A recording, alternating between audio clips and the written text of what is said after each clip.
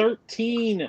I delayed this one a couple because Tarantino does a fantastic job of building characters, so I wanted everybody a chance to see Once Upon a Time in Hollywood, just in case they wanted to put this on the list. If you didn't catch it by the beginning, this is Tarantino characters, the ones that he's directed, the ones that he has put in there himself. And I have a fantastic crew with me today. I got some new people, some returning people. It should be a blast, and I'm ready to see everybody get shit on the entire night. First, I'm going to introduce Kaleb Koho, the man that is always quick to give a list to me, and he's in the Hall of Fame for a reason. He's always been there to help me with the show, so I have to put him on when he wants to be on, pretty much. Are you excited to talk about Tarantino characters, and are you going to enter the Hall of Fame again this year, this time with this list? I'm aiming to be the worst list of all time. I'm aiming to top the Hall of Fame. No, I actually like my list quite a bit. I'm excited about Tarantino characters, and I'm excited to be on this panel. I like everyone on here, and I'm excited to be the least knowledgeable person on this panel. This will be fun. The next I will go to Sean Wasserkrug. I hope I said that right. You actually did.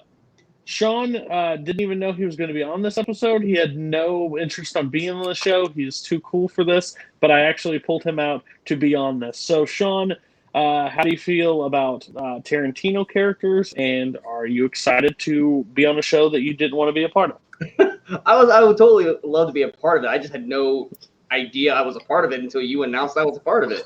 I love Tarantino. I love the way he scripts a film. I love the way he does dialogue. I love the way he shoots it. And some of his characters are some of my favorite movie characters in movie history. So if I was going to get put on a show that I had no idea on, I'm glad it was this one. Awesome. Cool. Next, a man that annoys me, a man that drives me absolute batty. My third, pretty much one of my heads, helped me run Warzone. Kaleb Boatman, hot takes extraordinaire. I wouldn't say hot takes. I would say hipster takes, because he doesn't like to be a part of the norm. He likes to set the trend, and once it becomes popular, he gets the hell out of there and picks something else cool, like the third man. Are you excited about Tarantino? Are you going to do better than you did in Pixar characters? And are you expecting to cry at the end of this episode? Question number one, am I excited about Tarantino? Yes, I am. I love Tarantino so much. Question number two, I hope it's better than the Pixar list. My Pixar list was trash, not even going to lie. I had Sid on there. That was stupid. And am I going to cry? I mean, probably, but not necessarily because of this list. Fair enough. Fair enough. And did somebody say Tarantino? Did somebody say Tarantino? You have to get Sean Sandberg. Coming audio only because he doesn't want to make everybody faint from his gorgeous good looks. Sean Sandberg, how are you doing tonight?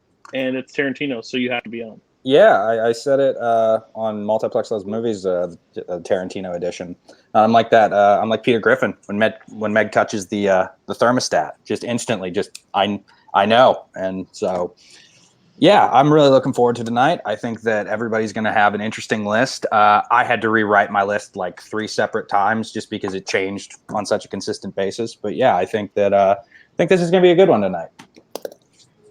Yes, and I just proved it on the list. Sean Wasserkrug did put down that he wanted to be on Tarantino. I just didn't call him out till later this week. Yes, under Kirk's post, directors Tarantino and blockbusters. I would be down for all of these as well. Here we go. We are going to go in the order that I introduced everybody. I didn't even read your side, so I don't know what you said, but I appreciate it. He had a sentence that says, "I'm with stupid," and it points at me. Boatman just went to become my favorite Kaleb. Okay, so basically, your 10-9-8 with a 4-person panel is going to work like honorable mentions. Kaleb Koho, give us your 10-9-8. If somebody has it after he announces all 3, if you have it higher, please let us know so we don't talk about it, and then we'll talk about it later. So, Kaleb, go have at it. Okay, so my number 10 is Mr. White. That'll be a yikes. Cool. My number 9 is John Ruth the Hangman. Nope, cool. And my number 9 is Cliff Booth, and my number 8 is John Ruth the Hangman. Sorry. Okay. Yikes to Cliff Booth and not John Ruth. Okay. Sorry. Okay, There we so go. you have one character. Tell us about it real quick. Okay, so John Ruth the Hangman, I think, is Kurt Russell's best performed character on in a Tarantino film. Sorry, completely brain farted where I'm at. I think it's Kurt Russell's best character that he has, and I love the Hateful Eight more than most. It's one of he's in my top 2 favorite characters of the Hateful Eight, maybe 3, maybe 4. But he's a character that I think is one of Tarantino's more interesting ones for sure. Again, this is the bottom half, so now everybody gets to talk. We'll talk about it. If we have time, we'll talk about it later. Caleb, sorry, I have to disagree with you. I don't like the Hateful Eight as much. I tried it again last night to watch it. I find it very boring. Kurt Russell is very good at saying the N-word. He says a lot in that movie, like overkill. It kind of takes me out of the movie a lot. I think there's just better characters in the Hateful Eight than him. That's just my viewpoint. I think you picked the wrong character from the Hateful Eight, but being your second favorite Tarantino, I'm sure another one maybe come out later. So we will move along. Your list is meh right now. We're gonna go to Sean Wasserkrug, 10-9-8. Let us know. Yeah, my number 10 goes to Steven, who's played by Samuel L. Jackson in Django Unchained. Anybody else? Nope. Okay, what's your 9? 9 is Ellie Driver from Kill Bill. Nope. Okay. And number 8 is Butch from Pulp Fiction. No. All right. Right. Have at it. Give us your spiel and all, and I'll let you know how I feel. Steven from Samuel L. Jackson, that was one character that, like, when you go into the movie, you just think, oh, Samuel L. Jackson just wanted a part in the film. He's not got a huge part. He just wanted to be in there for some comedic laughs. But then as the film keeps going, you just find out that he's really the epitome of evil in this entire film and not Calvin Candy. And I just loved the turn that the character had throughout the movie, all the way up to the very last scenes of the film. It was a character experience I wasn't expecting from Samuel L. Jackson based on the plot of the film itself. Fair enough. Tell us about your 9. Ellie Driver from Kill Bill. I mean, outside of Beatrix Kiddo, I think she was the most interesting of the assassins. I loved her interactions with I'm blanking on Michael Madsen's character right now. Bud. I wanted to say Butch. I knew it wasn't Butch. I loved her interactions with Bud. I loved the whole fight scene with her and Beatrix in the trailer. I almost wish we would have gotten more of her because, like I said, I love a great evil character, and Ellie Driver's, to me, just felt the most evil. Okay, and your 8?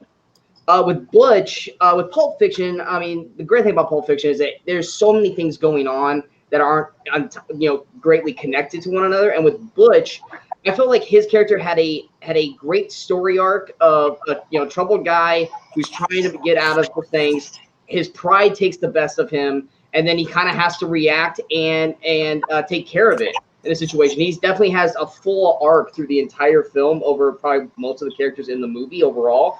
And I thought Bruce Willis did a great job, and I really enjoyed his character, probably one of the most out of Pulp Fiction overall. Yeah. So you answered. I think you took it in a nice direction of your 8, 9, 10, where you like maybe characters most people won't think about and kind of brought them to the forefront. I kind of like it. I'm not a huge fan of the Ellie Driver character from Kill Bill. I just don't think in the first one you get so much of her, and then in the second one loses me a lot. I was talking to some friends and they were like, I don't like Kill Bill 2. I was like, well, I like Kill Bill 2. And then I rewatched it and I'm not a huge fan anymore. But I like that one. Steven's a really good choice for me, especially at a 10. I think that's a really good choice because when he first shows up, you think, okay, cool. Sam Jackson just needed a paycheck, so he's going to be in this Tarantino movie and blah, blah, blah. And then he turns into like real, when he pulls Kerry Washington into the room or whatever, he's an asshole. And Butch is a very good choice too. Pulp Fiction's my favorite Tarantino. I'll let that out. So I love pretty much all the characters throughout that movie. So I think that's a really good choice for 8.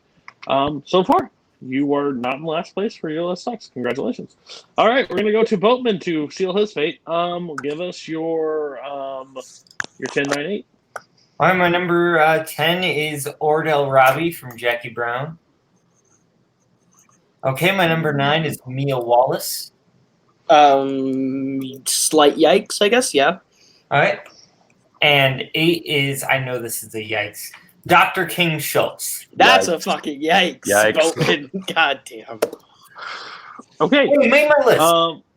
Okay, so let's talk about Ordell Robbie. Go ahead. Yeah, he's a fantastic. I love Jackie Brown a lot, and he's one of my favorite characters in that film. I think kind of this sort of incompetent character that Samuel Jackson's playing is that Jackie Brown's smarter than him and all that, and like he's just kind of like not super planned out with his plan and all that, but he's great. And I think the gun salesman as this kind of insecure, but like kind of trying to cover it up, and I love it. It's kind of hard to explain what makes his character so great. I'm kind of rambling a little bit, but I love the character.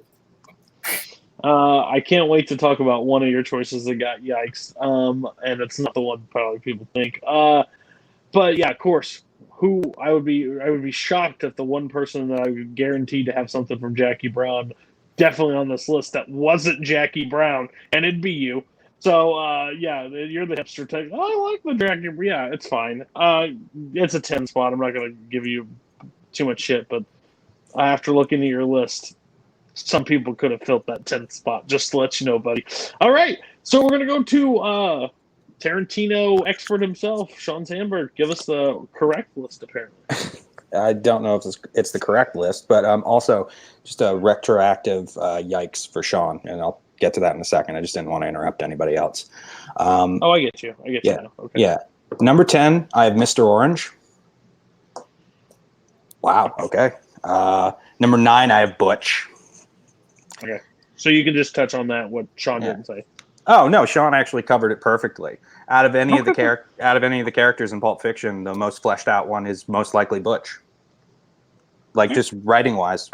And number 8, I have Hans Landa. Yikes. Yikes. Yeah, I figured that one was gonna be yikes. Okay. Tell us about Mr. Orange. Mr. Orange is fantastic in the fact that it's a dual performance character. You have the side of him that is the cop that's trying to do the right thing. And you have the side of him that's like growing attached, and you see that through to these bank robbers, and you see that through his relationship with Mr. White. Overall, it's just a really excellently written character, and I think that he definitely would deserve a spot on this list. Yeah. Reservoir Dogs is the first Tarantino, that I saw, which makes sense, but it's probably the one that stuck with me the most. I think it loses stuff after you know the stuff that goes down. So it kind of like, I still love it. It's still one of my top 3, but it's an insane. I'm really surprised that Mr. Orange didn't make more people's list either. I think 10's an appropriate spot for as much as Tarantino, better than Boatman's. So so you already said your stuff about Butch. So we'll actually move on to the main rounds pretty much. So we'll go 7. It'll go 7. You'll go one at a time, just talking about it until you get to 4. And then we get to the top, it'll be 3, 3, 3, 3, 2, 2, 2, one at a time. So we're going to go back to Koho. I'm regretting this decision a little bit. Tell us about your 7. My number 7 is Mia Wallace, which I don't know if that gets yiked anymore. But that was from you down there who put him too low. Mia Wallace is a great character from Pulp Fiction. I think Uma Thurman does a terrific job with Mia Wallace. I think she might be one of the best side female characters that Tarantino's ever written, if not the best side female character. Because how do you argue with Beatrix? You know, the bride. But I think Mia Wallace is her entire vignette with Vincent Vega is probably my favorite vignette of the movie, just because you get to explore that Tarantino heavy dialogue and the relationship between the two. And seeing Vincent Vega in a situation that like he doesn't necessarily want to be in. So I think she's a great character. So yeah. I reached out to people because I love Pulp Fiction. It's my favorite. And I said, am I missing something? Am I missing something why Mia Wallace is making people's list? Because she wouldn't make my list if this was maybe a top 20. Like, she's a fine character, but of Pulp Fiction, there are so many more characters in Pulp Fiction that have better moments throughout it. Like, I guess the diner scene's cool. Like, that's fine, but Vince Vega's better in that scene. Like, there's so many problems that I have with Mia Wallace, and you're now well ahead in first place because you put it higher than Boatman did. I'm gonna just go to I'm gonna go to Boatman because Boatman also had Mia Wallace. So please tell me what I'm missing. I think Mia Wallace, she has a lot of great dialogue. She kind of is the one that's kind of engaging. She's like the heavy in that diner scene between Vince and Mia. I think she's kind of the one that's really like bringing like the heavy dialogue and all that, being like, why can't you just be silent? Why can't we just talk about nothing? That's when you really know a person and all this stuff. And it's like, why do people feel the need to just yak about whatever? And she really kind of brings in the exact energy that's needed for that scene to kind of bring in the tension between Vince and Mia, because there is that tension of Vince is attracted to Mia, but Marcellus maybe threw a guy out a window for giving me a foot massage. So that's one of those things where it's like, okay, what's going on? Okay, the glue. Okay, Sean and Sean. Mia Wallace didn't make your list, so we apparently see eye to eye. Why didn't Mia Wallace make your list? Sean, you want to go first? Yeah, sure. It's just that you get to know about her through exposition. Like, you get to learn about like the Fox Force 5 days when she was, when she was on TV, and you get to know that she, she's a drug addict, but I don't find that she's fleshed out enough like a character, like even Butch. I think Butch is a way more fleshed out, interesting character than she is. Just because I get to know more about him through not only his actions, but his dialogue. And so, for me, there's just not enough of Mia Wallace in Pulp Fiction for me to put her there. Couldn't agree more, Sean. I'm in the same boat with Sean on that. It's one of those things where it's like they just wanted to give Uma Thurman some great dialogue scenes, but not much of a character overall. And it felt like she was mostly in the movie to just flesh out Travolta's character a little bit more, because she's in that and then she's gone, and she's basically a footnote in the movie of like a 15-20 minute intermission from the rest of the actual story. And it was one of those things where it felt like Tarantino was like, I want Travolta to have a bigger role in this. What do I got to do? Oh, I'll come up with another side story. Oh, Uma, she'll do anything. I'll put Uma in it. I'll just make it really cool for her. That's just what it felt like with her character. Just there was no substance to the character except for cool lines and a dance scene. I think Sean hit it really well. The first Sean, Sandberg. Basically exposition. That's 100% accurate. You don't learn much about her other than that. So I think that's a wonderful way to put it. We're going to 6 for Koho. Go ahead.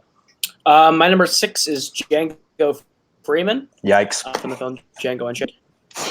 Yikes. Okay. And okay. Yeah. Well, and we are going to save that. Yeah, we're fine. We can hold on. So if you have it in the 7 through 4, if you just have it in that chat, we'll save it for when you get to his highest point. So it's fine. It is a yes. Okay. You're good. Okay, cool. So my number 5 is my highest character from Hateful Eight. That is Chris Mannix. Oh, anybody else? Not a shocker. Go ahead. Okay, so I think Chris Mannix is the best written character in the Hateful Eight because he is sort of Tarantino doesn't write about good people; he writes about bad people for the most part. And I think this is an example of a bad person who is written very interestingly. His interactions with John Ruth and with Marcus and with everyone else in the haberdashery is just whenever Walton Goggins is on screen, I'm captivated with that character. And that's partly because of the performance, but that's also partly because of the role that Tarantino casts Chris Mannix into the play that is The Hateful Eight. So, I'll say it real quick. I hated this character at the beginning of the movie. Of course, that's the whole point of the character. He grows on you at the end. Mm-hmm. Again, just not a huge fan of The Hateful Eight. I think it's fine. Okay. There's a lot of good characters in it. It's very slow for me, which is not out of the ballpark of, especially since I just saw Once Upon a Time in Hollywood. I'm going to go to the round table of the other people. Boatman, Sean, and Sean. You guys didn't have Chris Mannix, or why did he miss? Just quick blurbs. I'll say I think he's like the third or second best character in Hateful Eight. I think Marquis had a closer shot at being in my list and barely missed it. I think he's a more interesting character. I do think Chris Mannix is a good character, but not top 10 of all time. Okay. Yeah, with me, I'm kind of like with Cody. I'm just not a fan of Hateful Eight. I love Walton Goggins. Anything he's in, I'll watch because I think he's a fantastic actor. I'm just not a big fan of Hateful Eight. I love Hateful Eight personally, but I do agree with Boatman. I think that Marquise Warren definitely had a better shot for me of getting on this list. Mind you, he and Chris Mannix are pretty much the only two characters that have like a proper arc. Everyone else there is just sort of either solely focused on the situation at hand or just trying to escape, basically. And they're the only two they're kind of like just the outsiders amongst this entire situation, which allows them to basically act as our eyes. So yeah, I think that definitely a great character, but I don't think top 10 of all time. Okay. I just appreciate that he wasn't number 1. All right, so let's move on to your number 4. Yeah, my number 4. So my number 4 is Mr. Pink from Reservoir Dogs. Yikes. Cool. Saving it. All right. We will go to Sean Wasserkrug. 7. Start at 7 and take us up your list. 7 for me is Calvin Candy from Django Unchained. Yikes. All right. 6 is probably also going to be a yikes, which is Lieutenant Aldo Rain. Wow. If they're at 7 or at a certain spot, do we say yikes or? Where's Aldo Rain is? No, you guys can talk about it right now. Okay, yeah, because he's my 7. Yeah, that's fine. If you guys have it in the personal top 10, it's not a yikes. It's 7 through 4. It's not a yikes unless it's higher than he has it. You're good. You're good. Well, in that case, I have Calvin Candy at the exact same spot that he does. Yeah, but Kaleb has it higher, so we'll talk about it later. Okay. Yeah. But Sean and Boatman will talk about Aldo Rain right now. So, Wasserkrug, you had it higher, so go ahead and tell us why you had this character. I mean, it's Brad Pitt in his like just epic coolness of a lieutenant. I mean, he runs the bastards. Every line he has is just that like epic cool of a character. And there's so much to his character you want to know more about, but it's not his movie ultimately. And that's one thing is like when we saw the trailer, everyone thought this movie was going to be about the bastards, and it's not. They're side characters in the film, and you want to learn more about them, but you just don't get it. But every scene they're in, or every scene that Aldo is in, he is the center of attention. He is the one your eyes are on, and that is because of Brad Pitt's charisma and the way he delivers the role. And I almost wish we could get a separate film of just Aldo, even though I know we won't. But it's easily one of my favorite Brad Pitt characters of all time. Yep. Yeah. Boatman. Yeah, I love Aldo. To me, though, Aldo is best when he's kind of out of his element. Like, when he doesn't have the upper hand. Like, it's very cool, like, when you see the stuff with, they're interrogating the guy and like, he's bringing out Donnie and all that. Like, that's very cool, but I love the stuff, like, when they're trying to kind of fool Hans Landa and he's like, Buongiorno! And I love all that stuff, and I think that's kind of when he's at his best is when he's kind of dealing with someone who's obviously a lot smarter than him with Hans Landa. Lieutenant Aldo Rain is one of my favorite characters of all time. Just for the simple stuff that he's in, I will still quote the problem with fighting in a fucking basement. We're fighting in a fucking basement. Like that line is still like throughout like. We're in the killing Nazi business, and business is booming.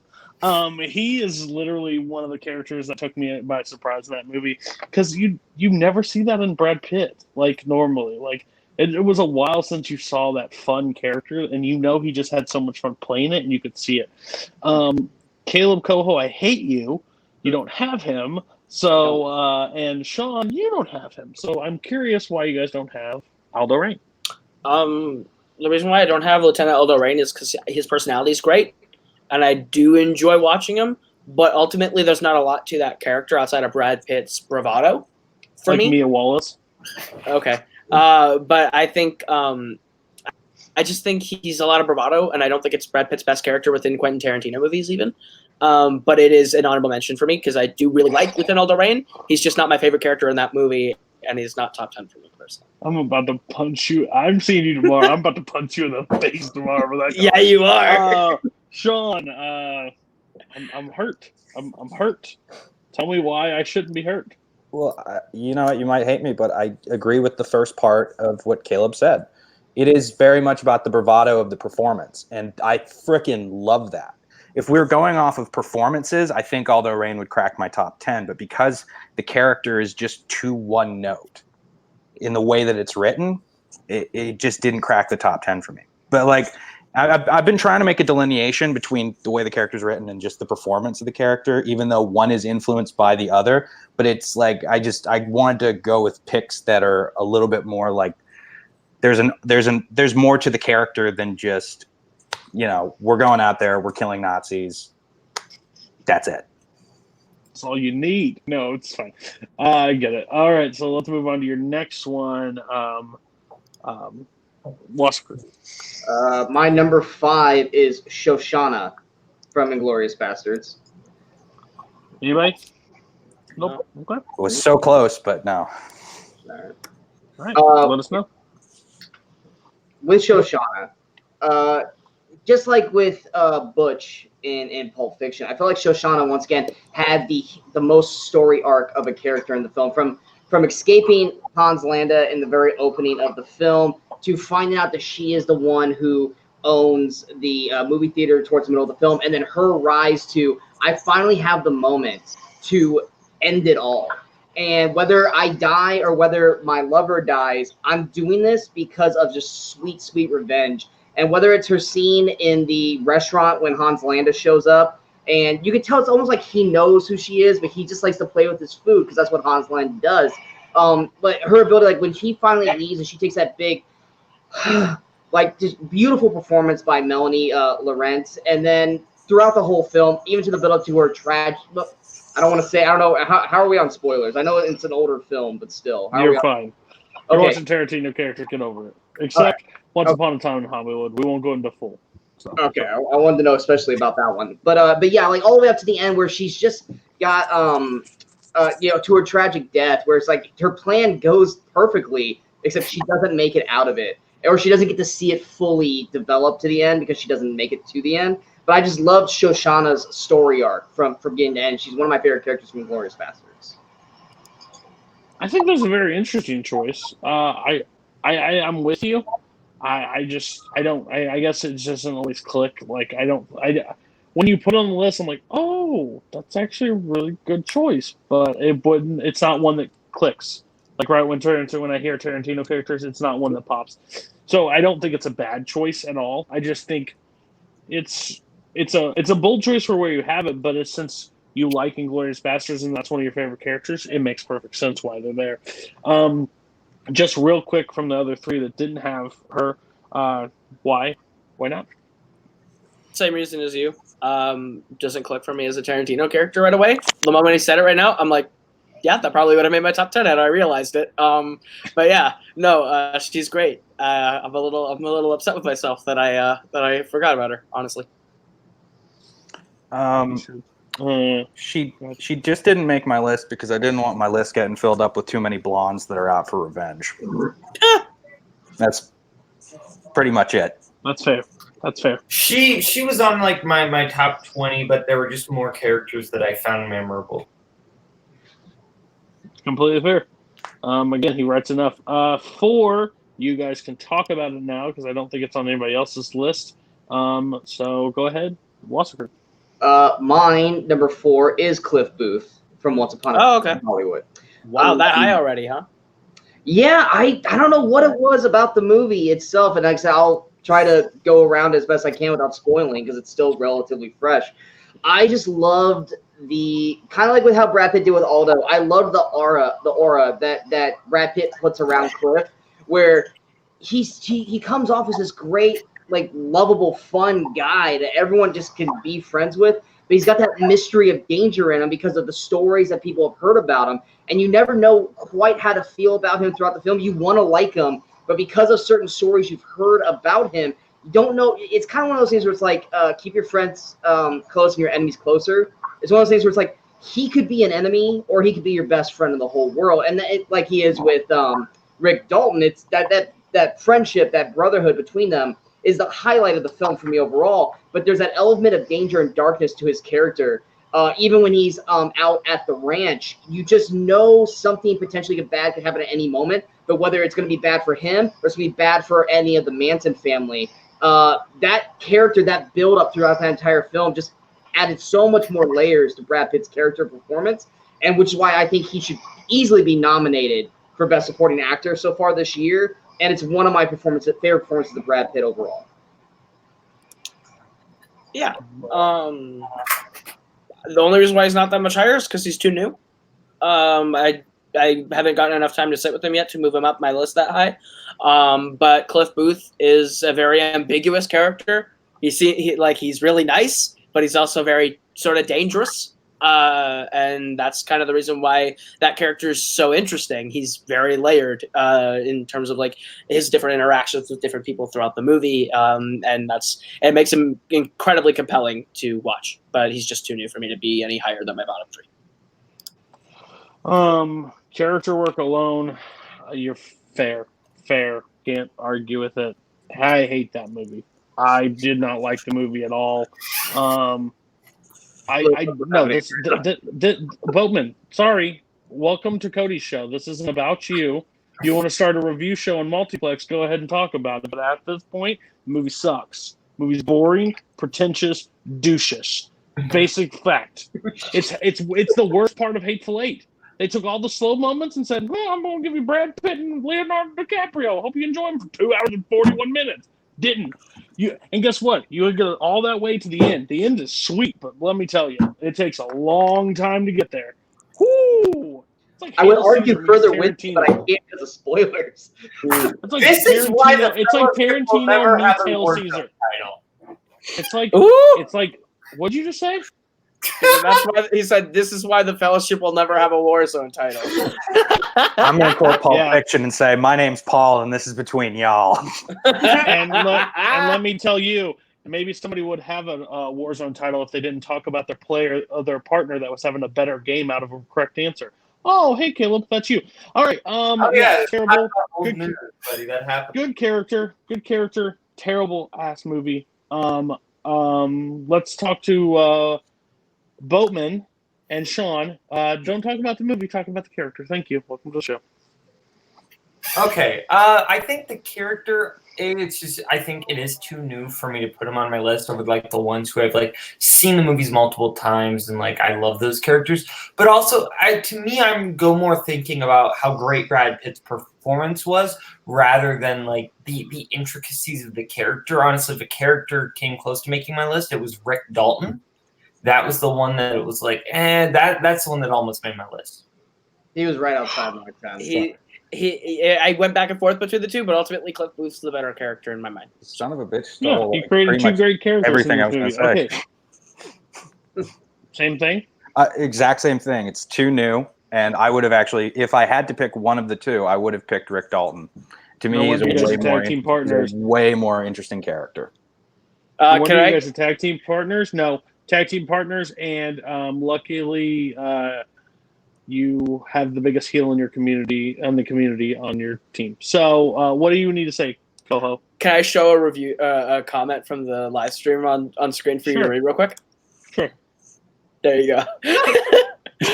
Who is that? I don't know who Roland Move Reviews is, but when you said Once Upon a Time in Hollywood sucks, they went, yikes, Cody. Does Cody even movie? That's Kirk. I'm pretty sure that's Kirk. Okay, that's funny.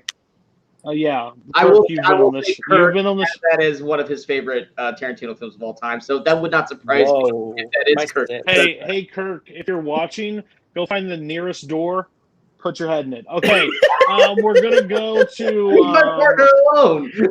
I'm sorry. Maybe it'll knock some cobwebs loose up there. Okay, we're going over to the worst list on the list, probably. Here we go. Boatman, tell us what your number 6 is, because we already talked about your 7. Okay. So my number 6 is Mr. White from Reservoir Dogs. Well, cool. Let's talk about it now. Yeah. We talk about it now. No one else. So go ahead. Yeah, no one else had it. So. All right. 5. Oh wait, no. We talk about it now. Okay. Yeah, because me and you are the only ones have it. Okay, yeah, Keitel is brilliant in this, and I think his kind of having to go through the emotions of like kind of connecting with Mr. Orange and his relationship with Mr. Orange, but also his relationship with Joe, and him kind of going through this thing where like he wants to believe that Mr. Orange is innocent. Mr. White wants to believe that Orange is innocent, but he also wants to find the rat, and he's going through all this emotions, and it's kind of a partial thing of like Mr. White wants to believe that Orange is innocent because if he's not, then Mr. White is like stupid because he told him his name and all that. And it's like it's kind of confirmation bias. Yeah. Go ahead. Mr. White is my second favorite character from that movie, just because of Keitel brings something really good to it. But I think the no nonsense, focus on the job sort of attitude that Mr. White brings is super like needed in that movie. He's kind of us in the situation in that movie where we instantly open up the movie seeing Mr. Orange hurt, sort of like like when we first get past the title card, and so we like feel for him, and we're in the position of Mr. White throughout the entire movie. So he's my 10 because I think it's Keitel's best character within a Tarantino movie. And I enjoy Mr. White in Reservoir Dogs. It's a more fleshed out role for Keitel. Yeah. Bold choice with best Harvey Keitel role. I love Reservoir Dogs. There's too many colors to pick from, to be honest. I love all the characters pretty much in this movie. There's not really a bad one. Name me one thing about Mr. Blue. Name me one fucking thing about Mr. Blue. That's true. Shut your mouth. Okay, but This guy. This guy. Can I remove Boatman from the stream? Is that possible? I agree. I'm about over him I'll do today. it. Okay. I'll kick him. No, I'm sorry. I'll be good. So I love Reservoir Dogs, but again, that entire like works so well together. I think there's one clear standout, and we'll talk about that later. But yeah, this is by far not a bad choice. I actually like it. It's a little higher on Boatman's list. Doesn't take back any of the things I said about you, Boatman. I still don't like you, but your list is not so bad. The other two did not. The Kalebs are in sync. The Seans are in sync at some points. So why are you guys against Mr. White? Go ahead, Sean. I just found that there wasn't enough to the character. There's a lot to the performance and not enough to the character. That's really what it comes down to. I think Keitel, the way he plays everything, is freaking brilliant. But I had Mr. Orange on the list that low, and I think he's the way more fleshed out character in that film. So by proxy, I couldn't put Mr. White on here.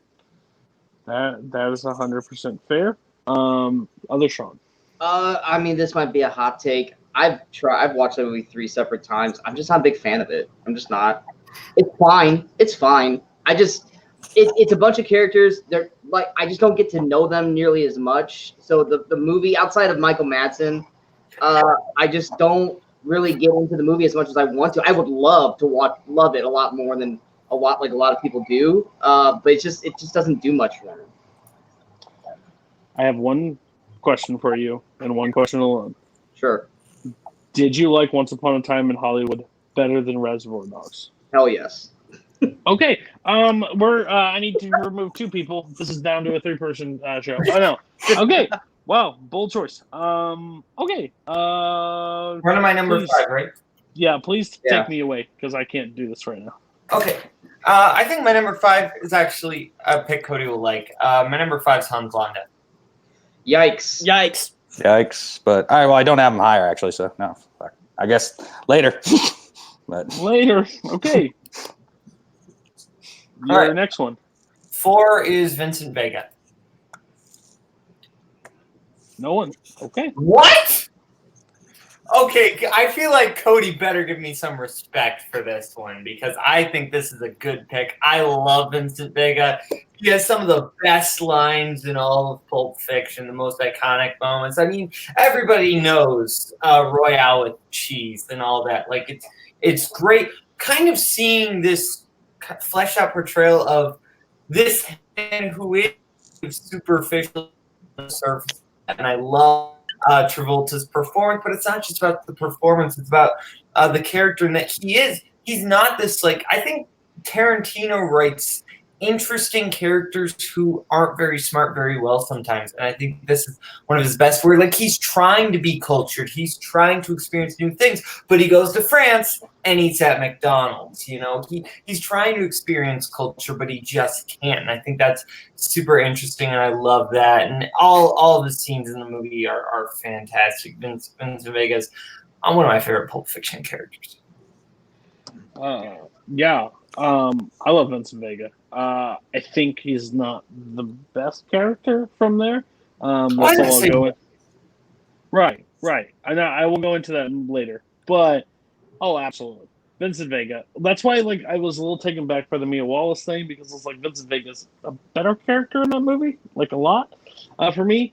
Yeah, he does have the iconic lines, but it's all like, it's the back and forth with him and Jules is like my thing that I like the most in that movie. Like the riding in the car and the bounce and he shoots the guy. Like those moments kill me in that movie. But here's the question I have. I know why Sean didn't probably put in Vincent Vega, because there's not much.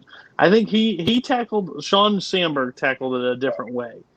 But the other ones, I'm curious, why no Vincent Vega? Just better characters in Pulp Fiction? Didn't resonate? Go ahead. Yeah, I'll go first this time. Yeah, I mean, that's kind of the same thing. It's like nothing against Travolta's performance in it. I thought he was fine. And even though Cody says he hates the slow moments, he just said he likes the slow moments with him and Jules. But yeah, it's just Travolta's character. What? Don't give me that look. I don't believe that is ever close to slow as what I had to witness and pay money for. Dialogue moments where they're literally just walking down a hallway or driving a car. Nothing's actually happening. It's just dialogue. Technically, a slow scene, which you just chastised us for. Like good dialogue. Good dialogue. I'm sorry. That's what this Once Upon was missing. Go ahead. Gotcha. Well, okay. Well. Bitter tastes sweet, doesn't it? But yeah, no. With Travolta, his character's fine. It's just he's a side character. He's the sidekick to Jules, and with Mia, they're just both side characters just talking, and even his character gets dispatched like it's a nothing character, and it's like he's enjoyable, but he's definitely not top 10 potential or top 15 in my eyes. He's probably not even top 5 in Pulp Fiction. Okay. Caleb or Sean, go ahead. I like Vince Vega. I like John Travolta's performance of it. It's just, again, he's not. I think Jules makes that entire dynamic better.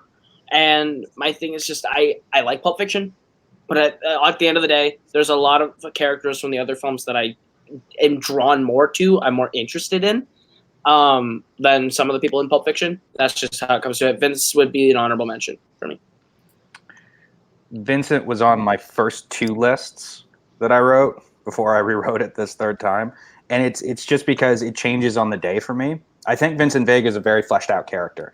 I think that between his drug problems, his conflicting feelings about Mia Wallace, and not just that, but his overall like almost ambivalence towards like what he does for a living all adds up to make him an interesting character. But it just wasn't interesting enough for me from a writing perspective, because I've got a whole bunch of people like right at the top of the list that I think are just way more interesting characters. And so I just couldn't put them on the list. 100% fair, kind of. Let's move on to your next one. I think you're at 4, right? Vincent Vega was my. Oh, you're at 4. Okay, so let's go to Sean 7 through 4. Number 7, Calvin Candy. Yikes. Okay. That was my 7. So. Yeah. All right. Well, Koho's got him higher. 6, yeah, I do. 6. No one has this on their list. I have Jackie Brown. Yikes. Oh, okay. 5, Mr. Pink. Is that the highest one right now? Can we all talk now? Yeah, 5. Yikes. And at number 4, I have Django Freeman. Okay. Hey. So Django's able to be talked about now. No one else has Django. Oh, wow. I do. I had him lower though. Oh, okay. Perfect. He's honorable mention for me. Yeah. Same. Okay. Caleb, since you had him a little bit lower, you want to start? I'll just kind of like. Oh, you have him higher. You go ahead. I'll just bounce off. All right. I love Django as a character. It's not only getting to see how far he comes as a character, because he starts off as a slave that can't even read, and then at the end of the film becomes known as basically the fastest gun in the South and gets his wife back. There's this entire arc, the work that he does with King Schultz, the relationship that they develop as a byproduct of that, the fact that he has to think his way out of every different situation, and that learning curve that takes place in the film. That, for me, is what makes Django Freeman such a unbelievably interesting character. And the fact that he goes against the trope of the spaghetti western in being an anti-hero.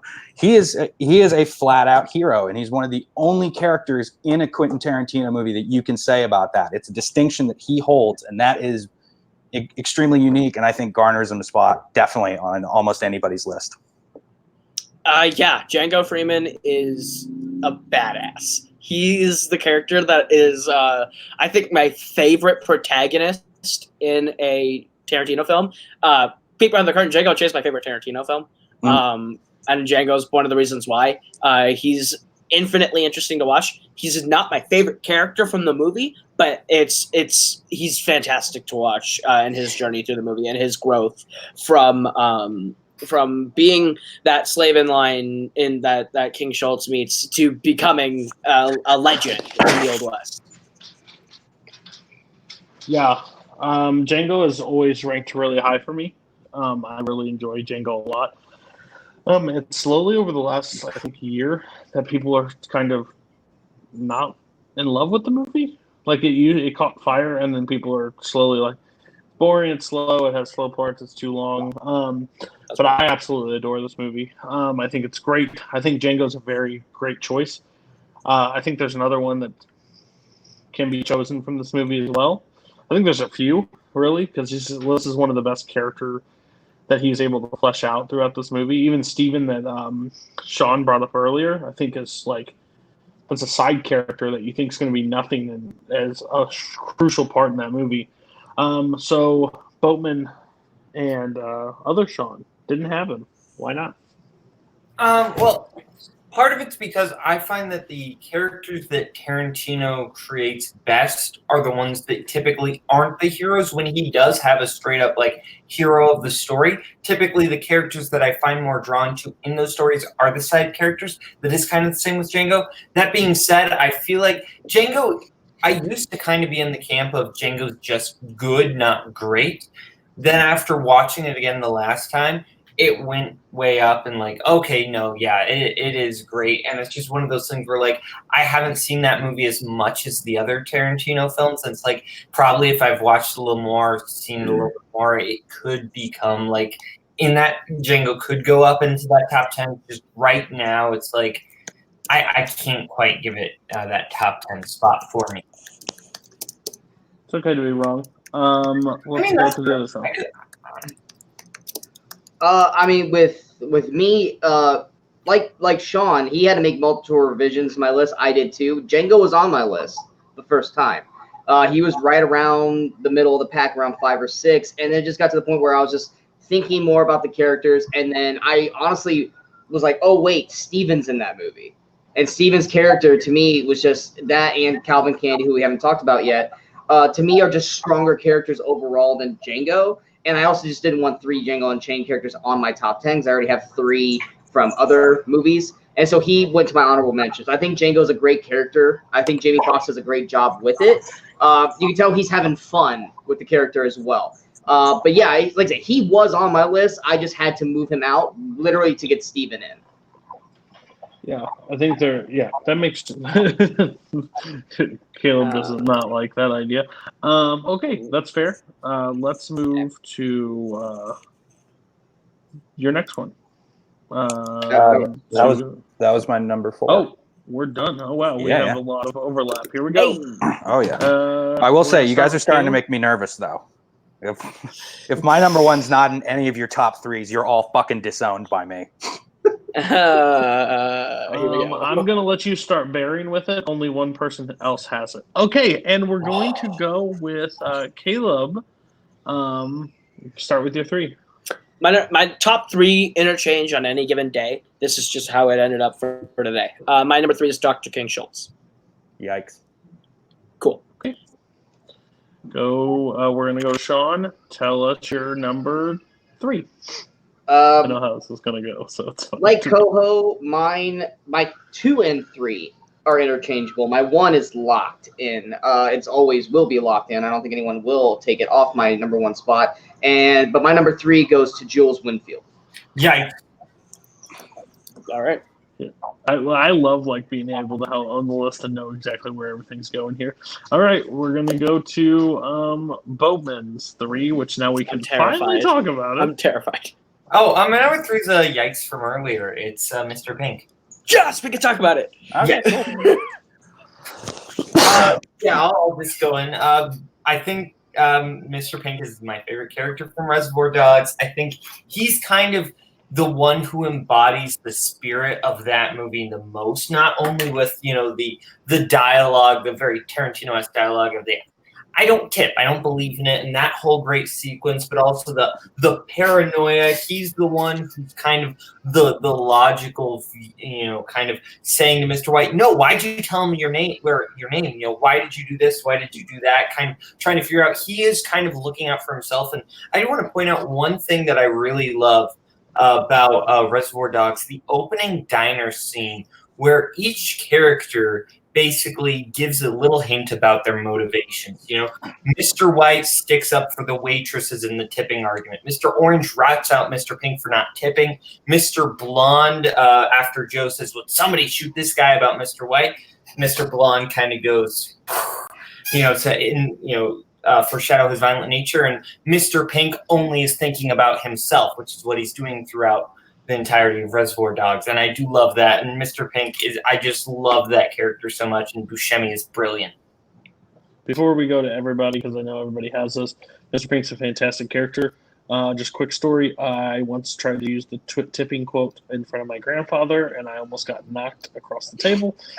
He never saw Reservoir Dogs, but thought he didn't, and it turned out really bad. So, this character is a fantastic choice, just because of how great he plays it.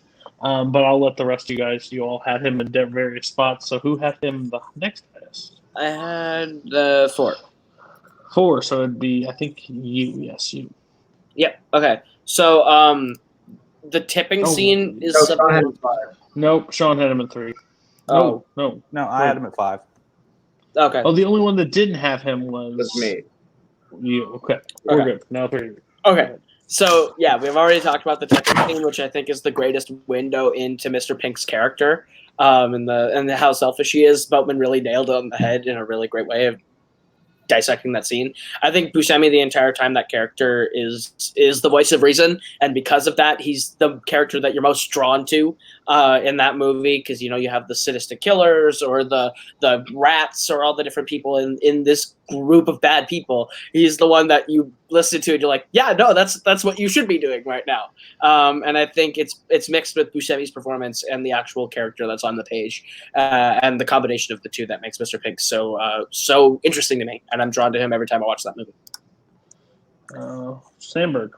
I agree. The desperate self-interest of Mr. Pink is incredibly fascinating to watch, especially amongst a lot of different insanely violent or moral or absolutely, professional sort of characters. And just the fact that you're drawn into what's going on with that character so much. For me, that's where it actually, I kind of had to break my rule on this one that I had for this list, just because I enjoy this character so much. So. And I think I already know where this is going with Wasserkrug. Not a big fan of the movie, so Yeah, this character probably didn't didn't hold up to you, right? Yeah, it's fine. We can move on from that. Yeah, I just figured it didn't hit with you. I don't want to save you some time. Yeah. Okay, so we're going to go to Sean's, but I think it's already a yikes. So, right? What's your 3? My 3 is. Oh wait, are you talking to that Sean or me, Sean? You're Sean. Sandberg, okay. Sorry. All right. Mine's Jules Winfield. Yikes. That's my three also. So Yeah. So Okay. let's go to 2 for Caleb. Again, my 2 and 1 and 3 are all interchangeable. Today, my number 2 is Calvin Candy. Calvin Candy. Okay. Finally time. Okay. So, Calvin Candy to me is probably my favorite character or most interesting character within Django. Him and King Schultz go back and forth for me because of how sadistic Calvin Candy is. Yet he's so eloquent, and like he's not necessarily terrifying until you get to know him. Like he sits there and he's like, oh well, welcome, Sonny, welcome to my haberdashery. Fuck off. And then as soon as you get to know him, it's like he's terrifying, you know. And like he's one of the more. I like a good villain in a story, so I think he's a brilliant villain for Django to face throughout the entire movie. Try and keep it short and sweet. Who else had Calvin? Sean and I both had him at 7. Yeah. Okay. We'll see a glaring person on the list in a second. Okay. Go ahead, both Sean's. Whoever wants to take it first. John, you go right ahead. Yeah. I love Leo's performance as Calvin Candy. Kind of like what Koho said, he's such a crazy character, but does it in an eloquent, almost suave way. Like he just comes off like a rich plantation owner who just is kind of in the times, but then like almost like a child whose toy gets taken away. As soon as things don't go his way, he loses it.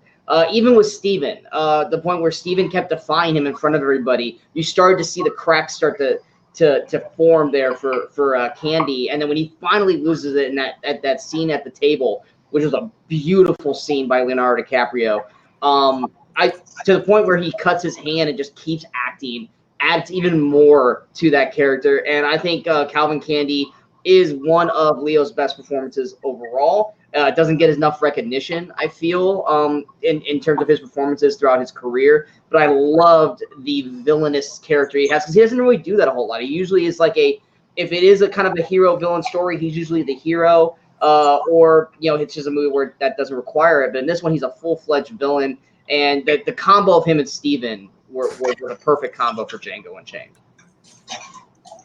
Yes. Go ahead, Sean. Well, I agree completely with what's been said so far, but it's also the fact that there's a level of pretentiousness to his eloquence and his air of sophistication. The fact that they'll say, call him Monsieur Candy. It's like, and then Dr. King Schultz begins speaking in French. And he goes, oh, don't speak French to him. We won't like that. And it's basically he wants to be referred to, he wants to be looked at in a way bigger light than he already even is. To me, like the character is terrifying, just like was said previously, suave and extremely interesting. Just not only from a performance perspective, but just from writing and trying to like personify evil from that time. So that's why I think Calvin Candy is definitely on my list. I love Calvin Candy. Almost uncomfortable at times to watch. Just how great he portrays that character and how sadistic he is. Again, we can always talk about the glass breaking and him continuing on and blah blah, but just like how the dog scene is one of the God, what he does to D'Artagnan, yeah. Oh my God. Oh, one of the hardest things to watch. But you like how he just looks at Django in the face while he does it, like has no remorse. Like Leo's done so many different roles, and this is like the most unlike role that I've you can ever see him in, and he kills it. He does an amazing job in this movie. Boatman, we already know you're a piece of shit for not having this, but tell us. Let me just save your work for you. Idiot! Yes, you are. Yes, you are. You bastard. So Calvin almost made my list, and he didn't. And really, the reason was, I think he and Steven are such a great combo, and I felt so weird about putting one of them on and one of them not on, and I couldn't just make room for both. And that was just one of the things where I feel like you can't have one without the other, and I feel like you kind of need both, and I'm sorry. Hence why I had them both on my list. Yeah. Yeah. But Mia Wallace, that's fair. Good job. Okay. Hey, Koho has Wallace too. Koho's list is worse. He's still in the wrong. Okay. We are going on to go ahead, Sean Wasserkrug. Say this for a brief second, and then we'll move on. Okay. My number 2 goes to the Bride, a.k.a. Black Mamba, a.k.a. Beatrix Kiddo in Kill Bill. Yikes. Okay. That's why I said it. Okay, so we're going to go to You may be number confused by what you said. We're By the way, gonna go both to the number. Calebs are dead to me now. I'm sorry. Fair enough. Hi. I'm so sorry. Wait until you hear. Okay, Boatman, tell us what the second best Tarantino character of all time is. You know what? I'm not even ashamed of this one. The second best Tarantino character of all time is Miss Jackie Brown. She is Fuck's sake. Tarantino's best protagonist of straight up hero ever. Jackie Brown is one of the most well-written characters Tarantino has ever done. You kind of see, she's not in her prime anymore. She is in kind of this state of not knowing what's she's supposed to do, because she's just kind of like, my prime's over. What am I supposed to do? And there's just a lot of question marks going through it. And she's the smartest character in that movie. She's outsmarting everybody. She's double crossing everybody. She is kind of like, this is my one chance. This is the only way I can actually have the life I want. This is what I do. Her relationship with Max Cherry, her kind of tension between her and Samuel L. Jackson, that first scene when she goes into her apartment and Ordell's there, and kind of the tension, and then she has already taken a gun out, and it's like, what are you doing? It's because she's one step ahead of him. She's one step ahead of everybody in that movie, and I love it. And she's a fantastic character. I love her.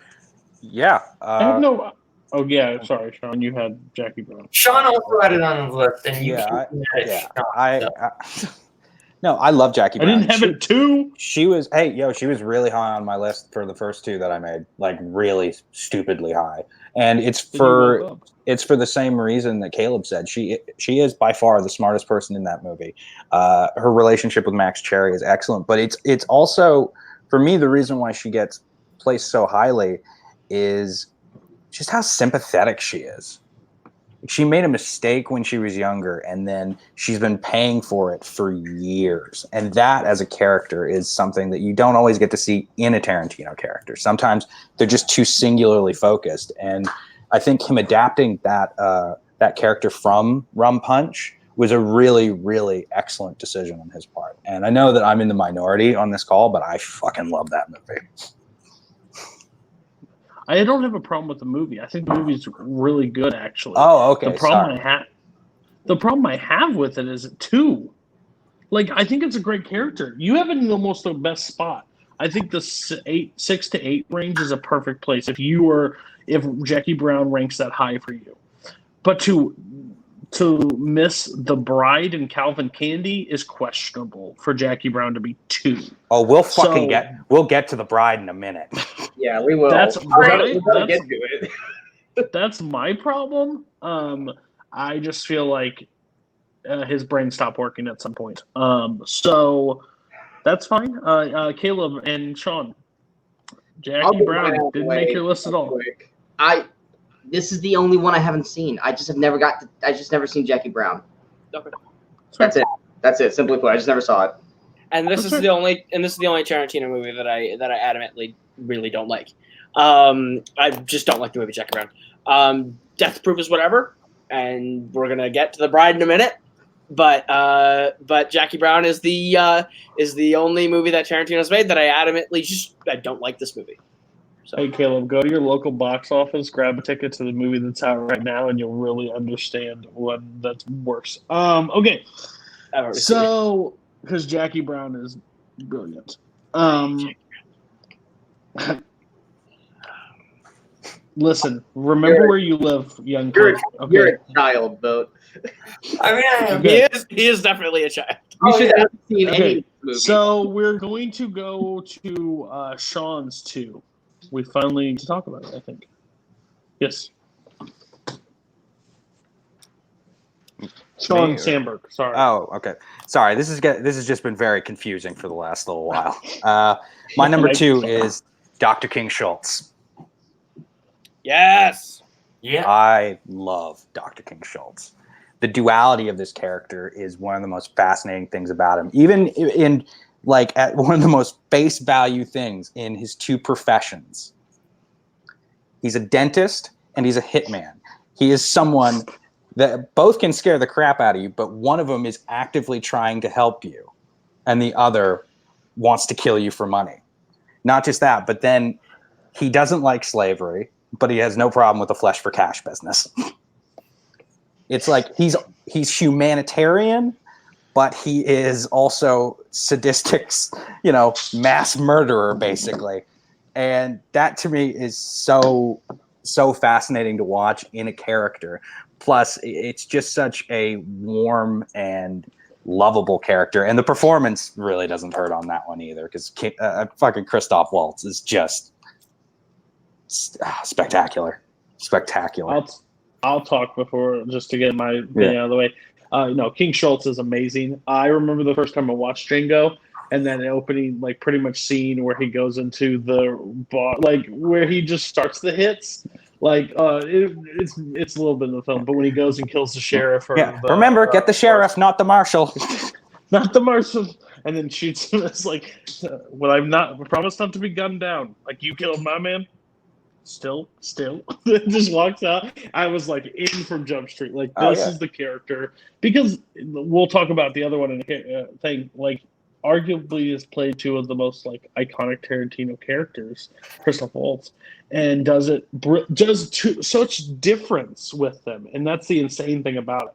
He's more like, he's sadistic, but he has way more joking and lightness in this one. And the other, he has lightness moments, but he's ruthless. Like, it's an insane thing. And I think this character is one of his best. I think it's properly ranked in your list. The next highest was Kaleb, I think, at 3. Yep. So go ahead. Yeah, King Schultz can easily be my number 1 on any given day. He is the most intellectual, likable, well-read, well-spoken character in any Tarantino movie. Whenever he's on screen, you are instantly drawn to what he has to say, because Christoph Waltz's performance does not hurt, but it's the words he says are just honey. You're stuck on every word that King Schultz says. He is just a brilliant character. From the Marshall sheriff scene to when he meets Django, all the way down to when he dies at the end of the movie. He breaks his own. He's a very level-headed, cool character. And the one time that it's not, it's when he loses his life. And it's sad, but he ultimately does something that is super helpful. He rids the world of a terrible person like Calvin Candy. So it's just he's great. And I love King Schultz. Fair. The rest, who else had him? I think it was. Okay, go ahead. They basically said everything that makes the character great. He's, super charming performance from Christoph Waltz. Just a fantastic character. The stand-up character of the movie, in my opinion. And Sean didn't have him. I did not have it on my list. I did not. And it's not because I don't like it. Because I love his performance. It was one of those things, kind of like with Django. Fantastic performance by Christoph Waltz, just like with Jamie Foxx. It was one of those where you only have 10 spots. And I could have had him on there just like Django and have been the same as everybody else here. Or I could have shown the spotlight on a couple characters who I thought were really great that were probably not going to get chosen, like Shoshana and Butch and Ellie Driver, and that's why Schultz, I just moved him off the list. I knew he was going to get talked about. I knew he was. So it was one of the things where it's like, who do I sacrifice to let these people get talked about and not those ones? Because I already know they're going to get talked about, and that's why Django and Schultz moved off the list, so those ones could get on. understand completely. Does not make your list suck any less for not having him, but I get your viewpoint on taking it. We're going to go to number ones now. I'll let Sean Wasserkrug and Kaleb Koho say it together. Who is your number one? Hans Landa. That's a bingo. It Yes. has to be. Like, okay, Hans Landa is the greatest villain in a Tarantino movie. I think it's not like it's not close with Cotton Candy, but like honestly, Hans Landa is terrifying from the jump. But it's Christoph Waltz's just eloquence that he brings to every role, where it's like he's terrifying because he looks friendly, he sounds friendly, but he's a monster, and that's why Hans Landa is one of the scariest movie villains of all time. Easily one of the best performances of all time. Inglourious Basterds, my favorite Quentin Tarantino film. Easily one of the best 20 minutes of a start of a film of all time, and it's driven by Christoph Waltz. Every scene he's in, he controls the entire room. Everyone gravitates towards his character, whether it's him interrogating Bridget von Hammersmark. You know where that's going to go, but you don't know where his reaction's going to be. He's like a great white shark. The pool is calm, and you don't know what's going to happen, and then, bam, he attacks. And it's just this his insanity towards it, but it's a calm storm of insanity because he knows he has to do evil things, but he doesn't see himself as evil. He sees himself as a guy just doing his job, and instead of relishing in the fact of how he is the Jew hunter, he hates that nickname. This is a job to him. This is not a life to him. And then even at the point at the end of the film, you see him crumble when Brad Pitt kills his other guy. And then he's trapped at that point. He's literally a shark that is caught on a hook. He can't do anything but struggle and whine. And it's a great breakdown of a phenomenal character. And Christoph Waltz deserved the Oscar that he won. And it is easily one of my favorite performances of all time. I love that. Like, just real quick sidebar: the Oscars 3 years in a row, 3 of the greatest villains of performances of all time, with Javier Bardem in No Country, Heath Ledger in The Dark Knight, and Christoph Waltz in Inglourious. Just bam, bam, bam. Yeah. Fair.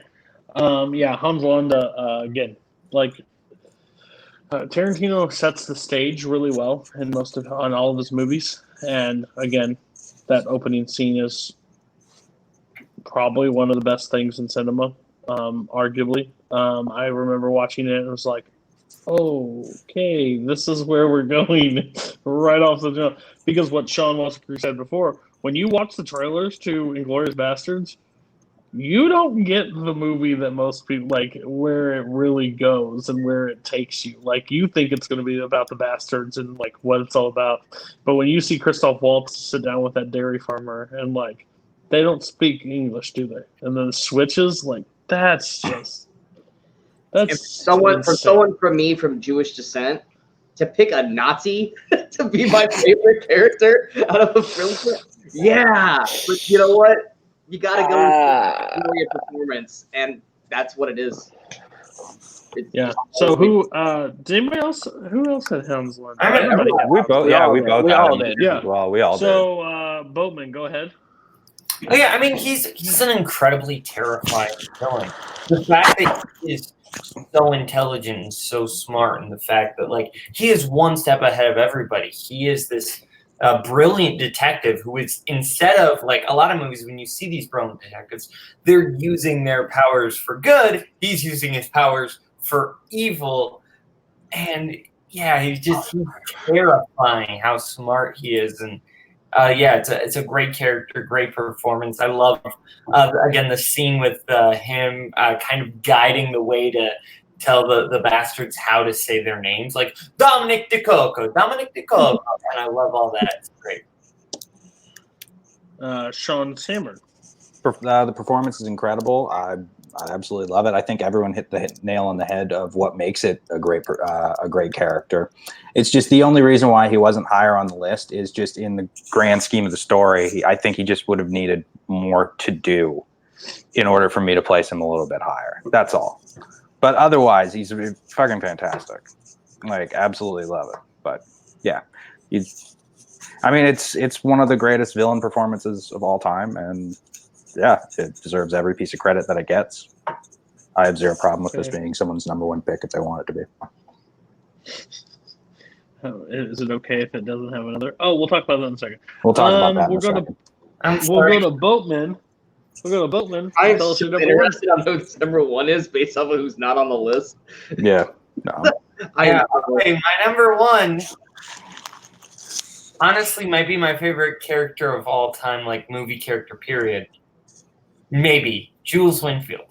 Oh, okay, that makes sense. Yeah, totally fair. Yeah. All right, everybody like, and then it's like, okay, no, that makes sense. Yeah, no, Jules, it's like, he is like the one thing that I can't find anything wrong with in Pulp Fiction. I love that movie so much, and he is what makes that movie. His arc of going from this, killer who is, this kind of dark killer, intimidating with the stuff with, look at the big brain on Brett, and that whole great scene, you get to see an intimidation. But then after coming into this near-death experience, he starts changing, and then his whole thing with I shot Marvin in the face and all that, and like then culminating in him and Honey Bunny, talking. Is it Honey or is it no? It's Pumpkin. Him and Pumpkin. Yeah. Thank you, Sean. I'm sorry. We better not lose the Blockbuster because of me. Don't fuck up, Boatman. I'll try.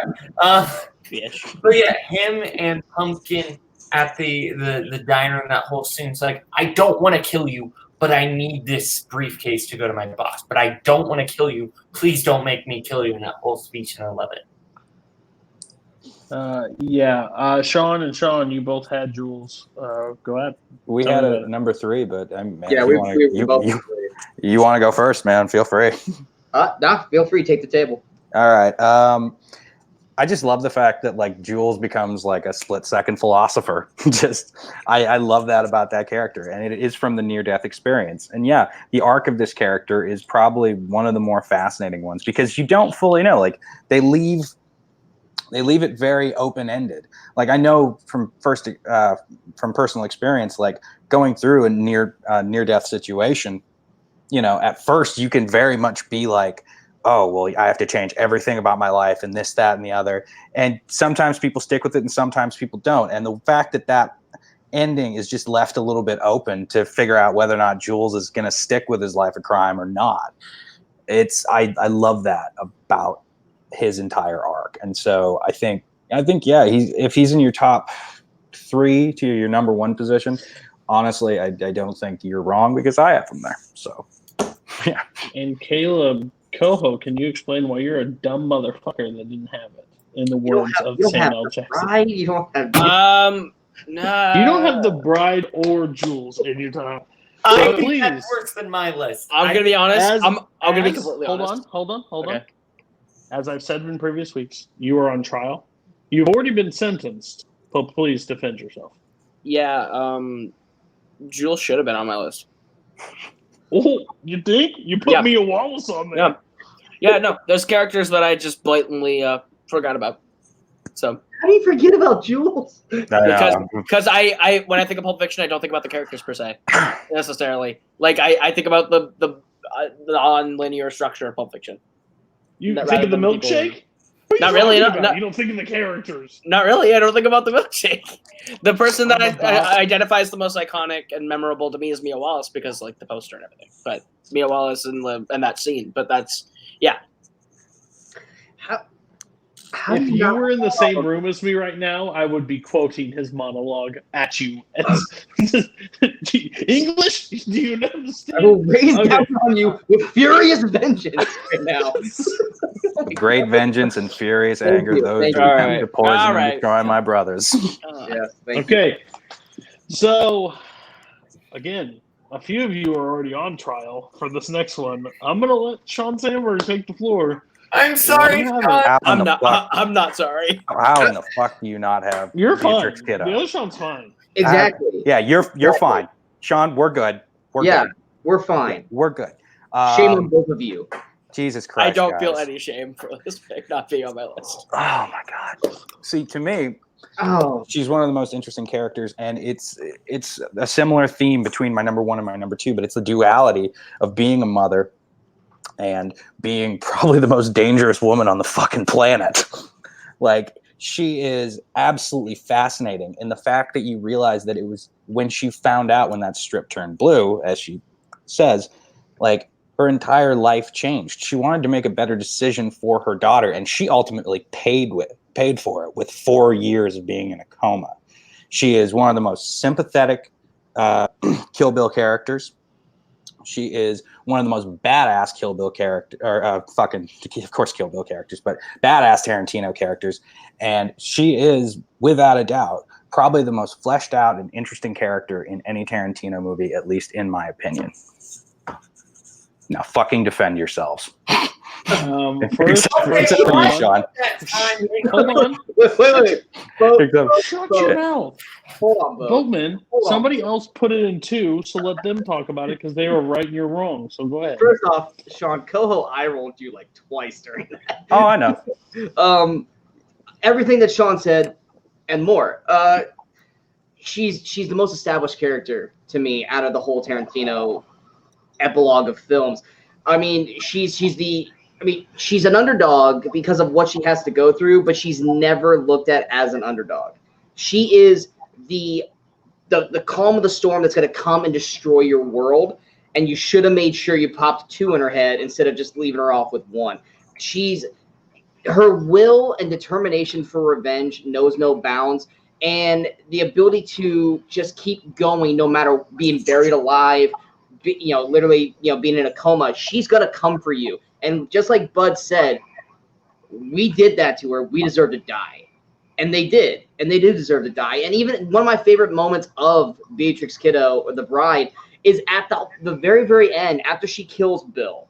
And her daughter, back with her finally, is sitting in there watching cartoons. She's in the bathroom crying because she did it. She went through the odds, got what she wanted back, but she's still hurt because she still loves Bill. So it was like a catch-22 for her. She lost a man that she loved, even though, 2 men that she loved technically, but she got what she wanted, which was her child, who she didn't even know was alive up until like a few hours ago. The one thing she felt her greatest loss for, she got back. And it was a beautiful performance by Uma Thurman. And it's one of the best full-rounded characters of any of Tarantino's films. Plus, even though it's technically one whole movie, it's the only character that got put in 2 separate films. And it's probably going to get a 3rd film because he wants to make a 3rd Kill Bill. That is why she is one of the best characters in all of the Tarantino franchises. I will say before, I just got off the Kill Bill rewatch. I just watched the last 2. Again, I'm not the biggest fan of 2 anymore. When I was younger, I liked it a lot more than I previous. Not saying it's a bad movie. I still consider it awesome, and I consider it one movie.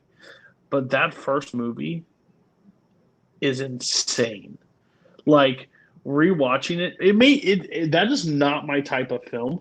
Like I do not like the martial arts kind of. That's just never been it. But Tarantino explained it, shows it in such a way that made me absolutely love it. I think all the characters are interesting. She's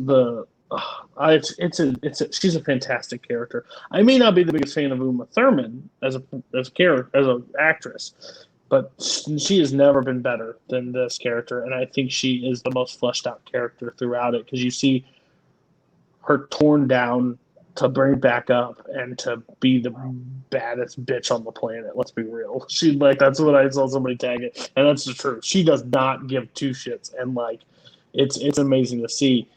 Koho is ready to defend because he is fully okay. Boatman's hiding behind a chair, so I don't know who wants to go first, but I'll go first because Boatman talks forever, and I do have somewhere to be. So Boatman, I'm gonna just real quick say, Kill Bill's not for me.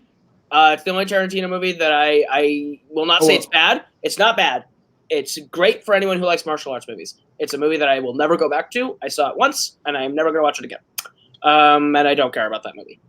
You literally just said that Jackie Brown is the only Tarantino that. No, I said it's the only movie that I think is bad. I don't think Kill Bill is bad. Oh. I say it's not for me. And I will never say Kill Bill again. So I don't I gravitate to the characters in there, just because I don't gravitate to that movie. So. Okay, I have come up with a list of reasons why I should not be dropped as Sean's movie Warzone partner. Number 1, I know animated movies. End of list. Please, Sean. Yeah. Thomas, You really said at the beginning of this video that you love Tarantino films, and now you're backing out. no, look, okay. The Bride is my number 11. She barely missed my list. She's a great character. But at the same time, it's just, I don't know. There was something where it's like I wanted to shine a light on these other characters. I wanted to shine a light on the characters that don't get as much attention, like Ordell Robbie and all those. And I'm sorry. Ordell Robbie's not a character. Ordell Robbie's a character that doesn't need a light. I would say the Bride deserves the light more than Ordell. Oh, wait, shut up. You didn't have to list. You don't get a crap on me. You're down Okay. here with me, too. Are we done? Yeah, let's. We're kicking each other down. Okay, guys, here's your combined list. Let's go. First, I like to rate everybody's list on a grade scale like you're in school. Koho gets a C- this week. Hateful Eight and Once Upon a Time a little too high. Missing some notable things. Boatman is a D. How did I do listen. worse one than Koho? You suck. I'm the better Caleb. Get out of here. Koho didn't have Jules on his list. He didn't have the Bride. I did not have a worse list than Koho. Yes, I you did. never get a better. He didn't have Jackie Brown in 2.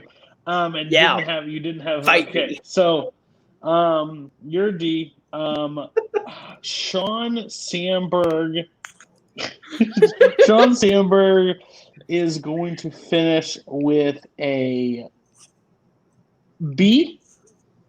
A few of those I've noticed. I think Hans Landa and Calvin Candy are a little too low, and I think Jackie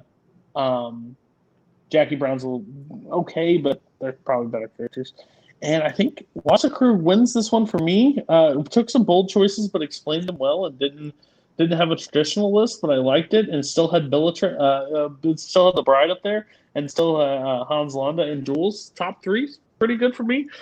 So I think it's B plus B. They can go interchanging. But your combined list, here they are, guys. You guys did this.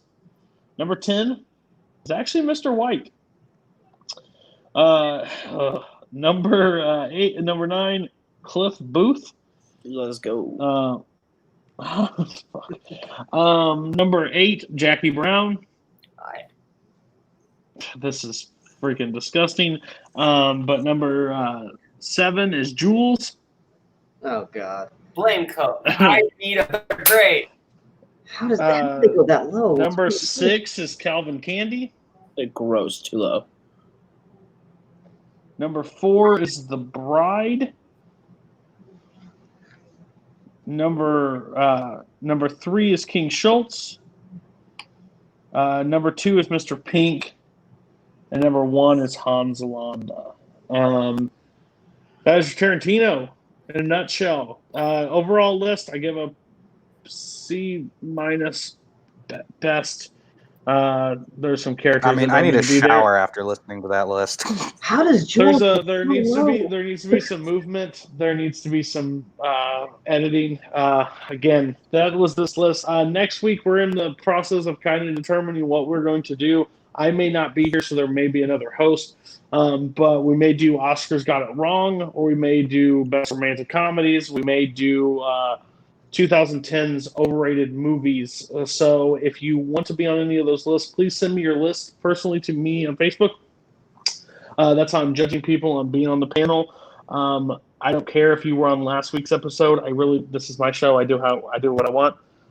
So basically, if I like your list and I think you can actually defend it, I will bring you on. If you're just trying to be a troll and put, Attack of the Clones on best movies of all time, then I probably won't have you on just because you want to be a hot take for sake of hot takes. So for Sean, for Caleb, for Sean, you can figure that out. I was Cody. Again, thanks for watching, and we'll be back next week with another list that probably sucks.